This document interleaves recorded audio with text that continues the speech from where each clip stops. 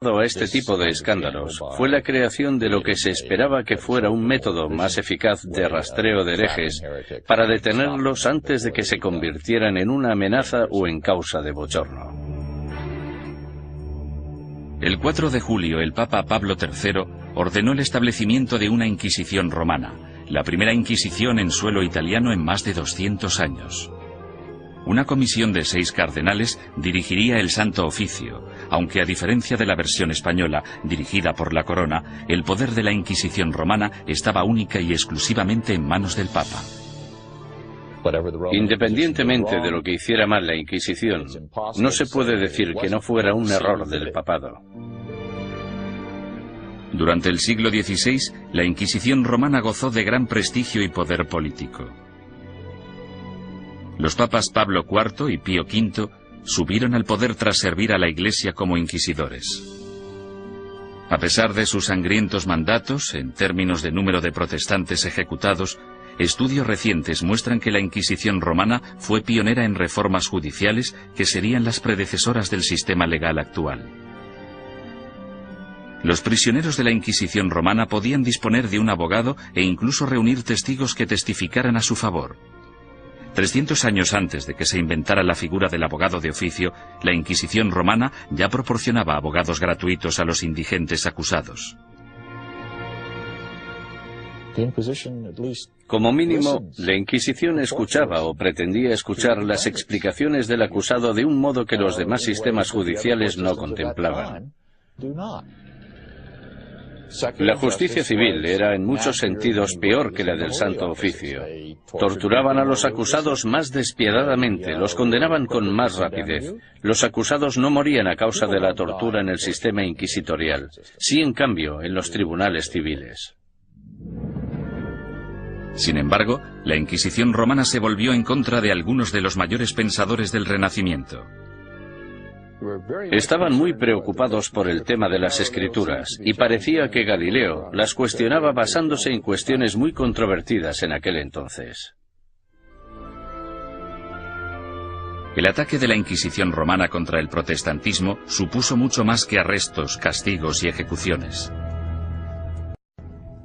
En 1559, el Vaticano publicó su Índice de Libros Prohibidos, en el que listaba cientos de libros y autores considerados peligrosos para la fe y la moral de los buenos católicos. Cualquier ciudadano que poseyera uno de estos libros prohibidos podía ser arrestado.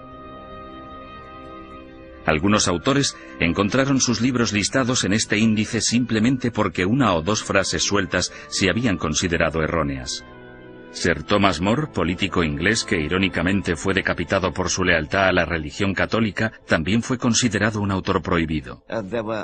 En relación a ciertos pasajes de sus libros, el índice decía: podéis leer este libro, pero debéis saltaros este pasaje.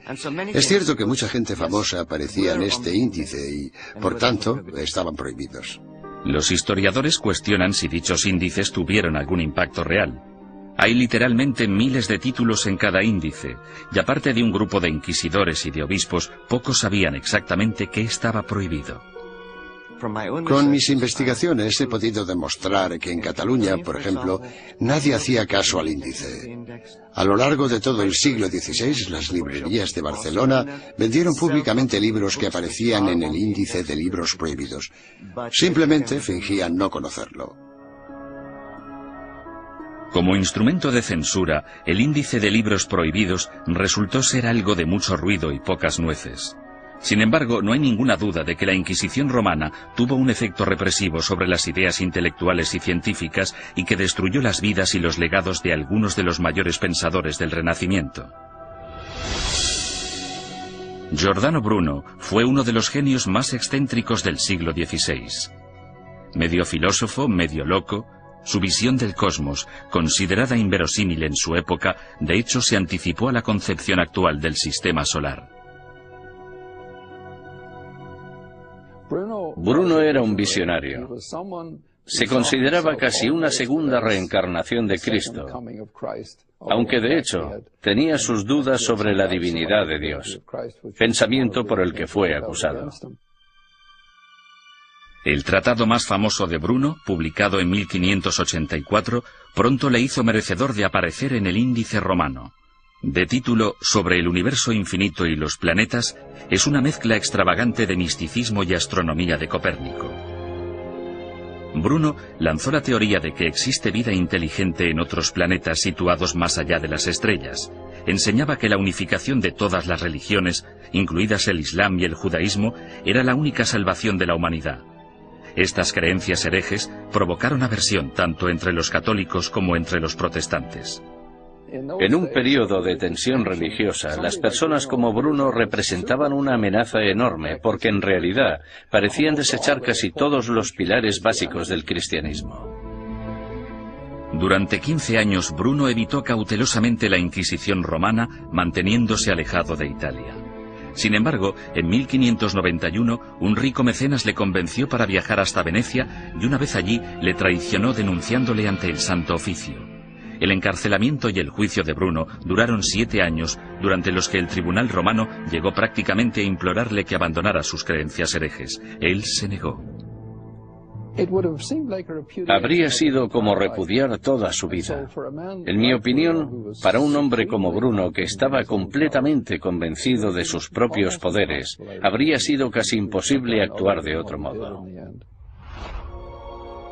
Tal vez vuestro miedo a juzgarme sea mayor que mi miedo a ser juzgado. Giordano Bruno. La obstinación de Bruno enfureció tanto al Papa Clemente VIII que él mismo le condenó a muerte.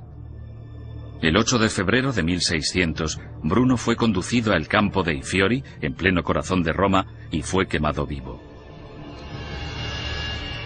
En la actualidad, una estatua en su honor, erigida en el año 1829, marca el lugar de los hechos. Otro intelectual renacentista, Galileo Galilei, también desató la ira de la Inquisición. Cuando construyó el primero de sus famosos telescopios en el año 1609, Galileo ya era un físico y profesor de matemáticas de fama mundial. En 1613 publicó 2 libros más, Mensajero Celestial y Manchas Solares, en los que defendía la teoría de Copérnico, según la cual la Tierra no solo gira sobre sí misma, sino que además da una vuelta anual alrededor del Sol. Oficiales ultrajados de la Inquisición denunciaron las creencias de Galileo y citaron numerosos pasajes de las Santas Escrituras que describen la Tierra como centro estático del universo. A los cardenales no les preocupaba demasiado qué era lo que giraba alrededor de qué. Les preocupaba mucho el tema de las escrituras, y Galileo parece que las cuestionaba con ideas muy controvertidas para la época. Sin embargo, Galileo vuelve a cuestionar a la Iglesia y toma una decisión asombrosa. Durante años ha habido un debate tremendo, sobre todo durante el último siglo, sobre qué debería haber hecho Galileo.